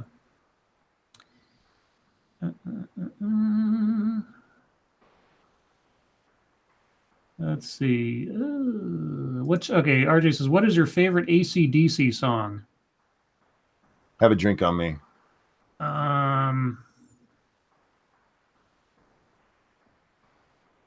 Back in Black I like quite a bit. Back in Black is great. Back in Black is really good. Shook Me All Night. I have their greatest hits, and I love them all, but Have a Drink on Me, I don't know why. It just... One time I listened to it, I'd heard it many times. It just clicked in my brain as like, this is an awesome, and I've been addicted since. Data Wasteland says, have you seen his last stream on Numbed Skulls channel? No. Nope. Is that the one you were talking about last night? Jester says, I'm a shit writer. I can give an idea but not present one. That's why you need to write more. Practice. Yes. Practice. Practice. Hypnagogic Monk says most AC/DC songs sound the same. That is not untrue. And there's a reason for that, because it works for them. Yeah. That's like Alice in Chains put out a new album in the last like week or whatever, and I listened to their new single track or whatever because I'm a big Alice in Chains fan. I was I was never a grunge kid per se, but I grew up in the '90s when that music was big, and I got the Seattle sound was something that kind of permeated my youth, and I really liked Alice in Chains even before I knew they were from Seattle, and I listened to their new song and I was like, yeah, Jerry Cantrell's still in the band, so it does still sound like Alice in Chains, but it's just not the same with Lane Staley not being there anymore, and I think their best days are far behind them. If you listen to the song "Would," WOULD now, it sounds like something that could have come out yesterday. It's so fucking good. It's just such a good song. And compared to their new stuff, it's like, yeah, I mean, it sounds like Alice in Chains. It's just not the same. And AC/DC, they've changed singers, twice now? And I've heard some people say it's hard to tell the difference between the original singer and the current one, because they have kind of a similar feel to them. Although if you listen close, you can kind of tell. Thank you, James Colley. Pregnancy is a parasitic relationship. Change my mind. You're correct. Corey said it was about how the death of Tibbets was about how men can't say no. I actually had seen that article already, but yes. Right. Yeah. Tibbet's death is due to the fact that men can't handle being told no. Yeah. It doesn't have anything to do with illegal immigration. I'm like, well, I will grant you that illegal immigration is not a direct factor in her death per se, but it is interesting. Like I said, it's an interesting element to the story outside of everything else about the crime. Let's see. Backscan says, I've been listening to a lot of Sabaton lately. What do you guys think about them? Not familiar. I assume they're a band. I don't know. Or if I do, I'm not associating a song with that name. Let's see. Useless Rebel says, I just want to say thanks for the birthday song, man dudes. You're welcome. Oh, you're welcome, man. You're welcome. Grisella says, I agree. Practice, practice, practice. That's how you get better. Talking about writing. For the record, it's not just you practicing. You also need to read. Read good writers. And you don't steal, but emulate. Learn look at it and go, what is working here for them? Why am I enjoying this? One of the hardest things for people to get done is dialogue. And that's where you can really pick up tips reading other people. Here's my 2 suggestions for getting inspired in how to use language. Watch any debate between Christopher Hitchens and anybody else. And 2, watch the Ken Burns Civil War documentary. Not only the experts they talk to, but the Civil War letters that they read and how the story is told. If you want to get a feel for the lost art of using vocabulary and language to tell a story, those are 2 good places to start. Let's see. Backscan says you should look up The Last Stand by Sabaton. It's one of their best. Okay. Your boy Pat says, what the hell is Daisy Hogg? Is that like David Hogg's sister or mother? Or did Boss Hogg marry Daisy?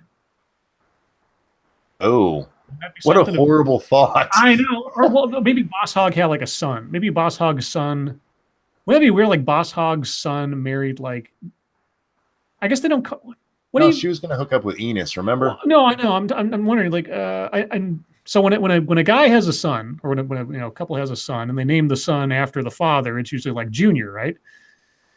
There's not a tag for a girl that's named after their mother. Like you don't call them like Susie Junior or something. Is there an equivalent? I'm honestly curious. I don't know. Is there an equivalent? Renaming it, or you just give them the name without a suffix? Yeah, suffix. Yeah, you know what that is? That's sexist. It is sexist. They don't get suffix. Actually, it is purely. I'm not even kidding. It actually is. It is sexist that you have that and not for another. We should come up with a suffix for a girl or a couple, because you have to have like senior, you have to have junior, and then you just have like numbers, say like Susie the Fourth or something. But that That'd be an interesting project. Come up with suffixes for girls named after their mothers and so on. Your boy Pat says, actually, there is an episode where Daisy almost married a hog. Okay. Cool. There you go. Yeah, Pat knows the Dukes of Hazzard better than. I love Dukes of Hazzard. I haven't watched it in a long, long time though. Let's see. Oh my God. Keemstar just tweeted that. I'm sorry, I just opened Twitter and this is the first thing I see. Still playing Fortnite daily? You're either 10 or a child predator. Oh! Oh my God. Lady Monkey plays Fortnite daily, so I have to tell her she's a child predator. Sanguine says, Scribe Light, they just become Susie the Second. Well, even if that's true, and I don't think I've seen many Susie the Seconds, they should come up with a junior, an equivalent word for women. I think that would be I think that with the if the Equal Rights Amendment gets passed, I think we'll have to, because it'll be a matter of law at that point. Oh God! Oh, Renovatio Juris Aja Argento must be playing it right now. Oh, that is fucking beautiful. Oh, oh my goodness. Let's see. Oh, excuse me, guys. What is wrong with you? Go Guys, get a nap. If you haven't tweeted to Philly D about us, you can still do that. Oh, that's true. Yeah, because Philip DeFranco was, for those of you that joined late, Philip DeFranco tweeted out today asking for recommendations of current events shows or streams who regularly get less than 300,000 views, I think it was. Yeah. Yeah, and so since we definitely fall in that category, if you happen to think that we're worth tweeting about, tweet Philly D.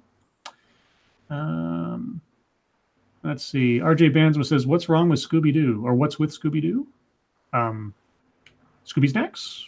Thelma? Scooby Snacks. Shaggy? What? I don't know.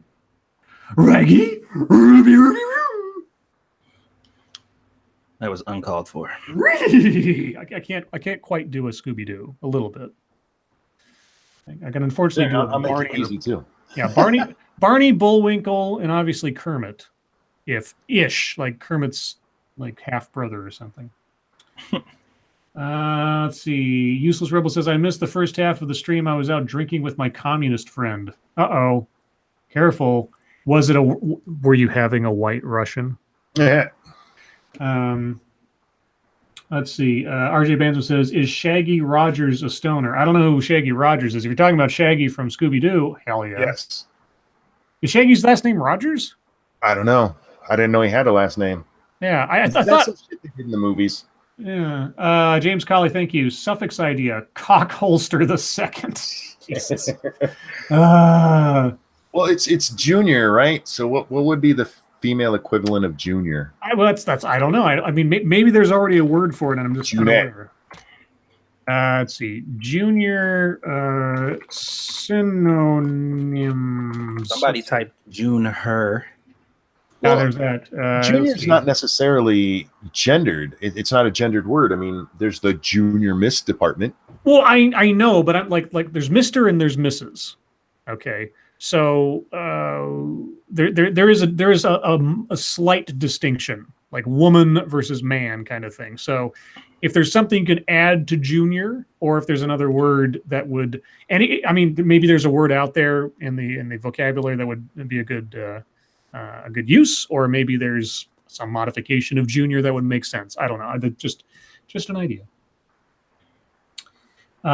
Lady of the house, lady in waiting, says Data Wasteland. Lady, I thought lady in waiting had a very specific use, but that's not even like that's a phrase or a term, not a word. You know, I always thought lady in waiting made it sound like a hooker waiting for somebody to plug her. Like she's just laying there, legs spread, waiting. Lesser Logic says, I've heard of a Debbie Junior. Okay. Well, maybe Junior is gender neutral. I don't know. I just thought it was a thought that occurred. What the hell? What? Geraldo Rivera is making the case that McCain's wife should fill his seat. I've heard that in other places too. It's not just Geraldo. I don't know much about his wife or why she should shoulder that responsibility. I mean, how long did he have left in his term? Was it just to the end of the year? I'm not. Was he running it? Is he up this year? I'm not sure because not anymore. He's not. Well, no, but I know they'd have to select someone to temporarily fill his spot until the next election. I don't know how long he had left in his current term.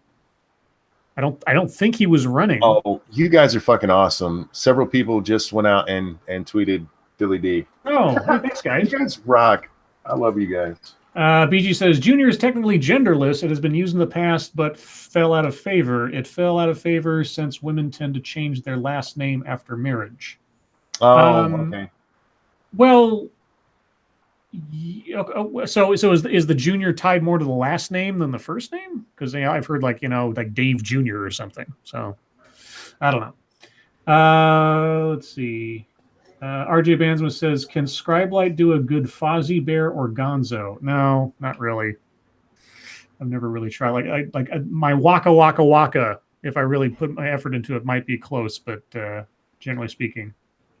Because mostly if I try to do a Fozzie Bear, I'm going to sound like Costello from Abbott and Costello, which I think probably Fozzie Bear was kind of modeled after, because he's like, hey, Kermit, that kind of thing, but Cryptic, 2 years, 2020 is the end. Okay, so whoever I was just looking that up. Thank you, Cryptic. Okay.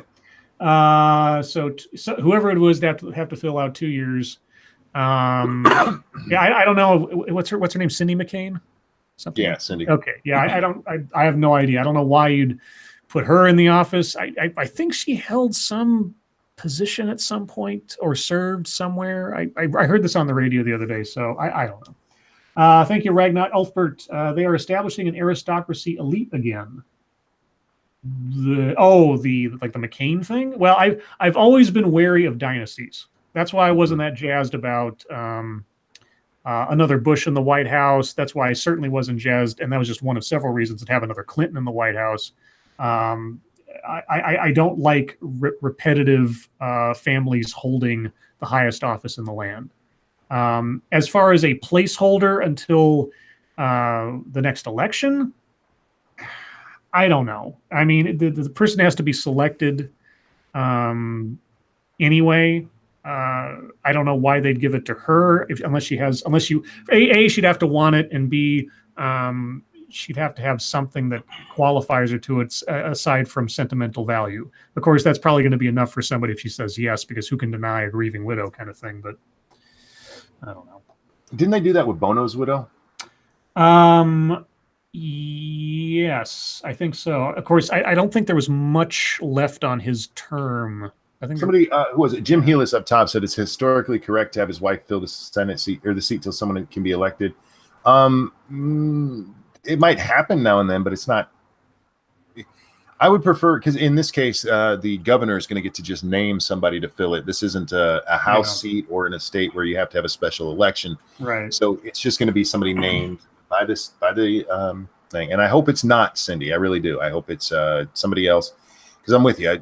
No dynasties unless I have no problem with like somebody getting elected, even though like their parent was, but not because of who their parent is. And it's hard to separate those two. You know what I mean? Yeah. Let's see. Burton Ernie. Ha ha ha ha ha. Nice one. Is Scullion not the female version of Junior? Scullion? I don't think I've ever seen that word before. Debbie Scullion? That sounds like a last name, but then again, I don't know the word. Jim, I'm looking that up right now. Devil Fruit Zero says, Scribe Light, what are the Lords of the Night's opinions of the Happy Time murders? I have no interest in seeing it. It looks like a one joke movie that goes on for like 2 hours or something. What's that? The Happy Time murder one? Yeah, no. Look, I think Melissa McCarthy has a very juvenile sense of humor, and I have a feeling that's what that's going to be. But it's going to be hard to top a movie like Team America. So from what I've seen of it, it's nothing but sex jokes with puppets. So I think sex and drug jokes. A lot of the reviews that I saw said that if it was like, if they took that and chopped it up into a bunch of little isolated episodes, then it would be funny, like more funny than what it was. But after the initial, first like kind of short period, I think stuff like that is usually like 15 minutes, like those little skits or whatever. You said after that first bit, you just feel like it's going on too long, and by the time you get closer to the end of the movie, you're just like, God damn, how long have I been here? Yeah, that looks like a concept for like a web series. Yeah, like 5-minute episodes. Do you ever watch Square One TV on PBS? No. Okay, so it was this PBS show that had like it was all based on like math and stuff, and it had these little skits and things. And one of their skits was called MathNet, after Dragnet. And so you'd have your two investigators, and they go around, they'd be solving quote unquote crimes using math or whatever. And I always thought it's like, it's one of those sentimental favorite kind of things. It's something I grew up with as a kid. And I remember somebody said one time, man, you know what? If they're going to make movies out of stuff from when we were kids, they should make a MathNet movie. I was like, no. That would be dumb after 5 minutes, because that's about as long as that joke is good for. Yeah. Like some things are only funny and small. Like the whole puppets, like the concept is really, it's hilarious and it's unusual, and you see that and you're like, wow, that's crazy. But it can't be too long. Like that, I don't know if that could ever survive as a movie. What do you say, Monkey? I'm typing it in chat. No. Don't fruit show. So, okay, I think I'll avoid it then. Yeah, well, I mean, when I saw the preview, I didn't even need to see a review of it. When the trailer came out, I was kind of like, I think I've seen everything I need to see of that movie in the trailer, because I know exactly where this is going. Yeah. Nobody I know who's seen it said it was bad. They just said like they probably wouldn't have paid for it again, like if they had an option and knew what they were getting into. But nobody said it was bad. They're like, it's not a bad movie. It's funny, but it just, because of what it is, it overstays its welcome. Thank you, James Colley. I'm sitting on a gold mine, and it's fucking awesome. Beautiful. I'm not quite. Is that a quote from the movie? I don't know. I just think a movie like that is about 20 years past its prime. Yeah. We have the internet now, where I've seen shit that you're not going to make it better in a movie like that. Not without being incredibly politically incorrect, which they're not going to do. Yeah, Angry Joe said it reminded him of Cranky Anchors. Oh yeah, God damn! I haven't heard about that in forever. That shit's yeah, what was I going to say? Oh, I remember. Story came out not too long ago that Netflix is going to start inserting advertisements onto their streams. Yeah. Specifically ads for their own programming if you're watching one of their programming. So if you watch a Netflix original or a Netflix movie or something, before or after the film, they'll be, playing an ad for one of their other shows. And I was just kind of like, wouldn't it be wonderful if Netflix didn't greenlight every rejected script from Hollywood as their own programming? Because, I go on Netflix and there's like dozens of shows that have Netflix originals that I've never heard of, that have had no marketing outside of, I guess, Netflix or their YouTube channels. And I start watching an episode or two and just like, why? Netflix is just swimming in money. They have to be just swimming in money to be greenlighting all this crap. And then like taking bargain bin movies and licensing them out as Netflix originals, like that Cloverfield Paradox thing. It's like, oh God, guys, seriously, spend your money on. I mean, is it Showtime is famous for Game of Thrones? Like one show. Is it Showtime that does Game of Thrones? I forget now. HBO, yeah, HBO. So they have that one show that's like turned HBO into like this, powerhouse over one really good show, or at least one really well produced show. And Netflix is just spitballing everything, and they're going to go bankrupt if they don't start like cutting down on this glut of comedy shows and television programs that nobody's watching. They need the power of no. Somebody there needs to just slap somebody in the face with a newspaper and go no. Yep, and it will fix it. Let's see. It's the same shit Disney does. Well, especially after acquiring Star Wars. Disney's Lucasfilm is spending their capital with Star Wars like a drunken sailor, and now they're facing the music. The Red Letter Media review of The Last Jedi came out today, and it was completely on point. If you want to see the best overall review of Last Jedi and talking about where Star Wars is probably headed, I can't recommend that one higher enough. But regardless, by the time I finish the sentence, we're at the top. Before you finish, can I address something real quick? Yep. Ryan Rawlings says, if Philly D brags you up, y'all will owe us big time. We owe you big time anyway. You guys are fucking amazing. When I woke up and saw that and how many people had already done it, I can't tell you how happy you made me. It's amazing that you guys care that much, and thank you so much just for watching. Yeah. And just to echo Monkey, you guys, all your support, all your showing up every night, your comments, your questions, your fan art, all the stories you send us. Like I said the other night, you guys are collectively like the fifth Beatle in a way, in the sense that, but not like the one that left the band and didn't have anything to do with it after the fact. If nothing else, you guys collectively are the fourth Lord of the Night on a regular basis. And this show would not be anything of what it is without your help, your support, and your enthusiasm. Indeed. And so with that, guys, I'm going to call this one to a close. Thank you again so much for joining us, as you do every night. You guys are quite literally the best audience on YouTube. Thank you, moderators, for keeping an eye on things, even though our audience is, for the most part, relatively well behaved. Thank you, everyone who donated. I really appreciate your generosity, and it'll all go towards contributing to my diabetes through Dr. Pepper. Other than that, Satsu, Monkey, thank you for joining me as always. Mm-hmm. And everyone else, your lives make us sad. We will see you tomorrow. Bye, guys. I love you. Shit, that was creepy. That was.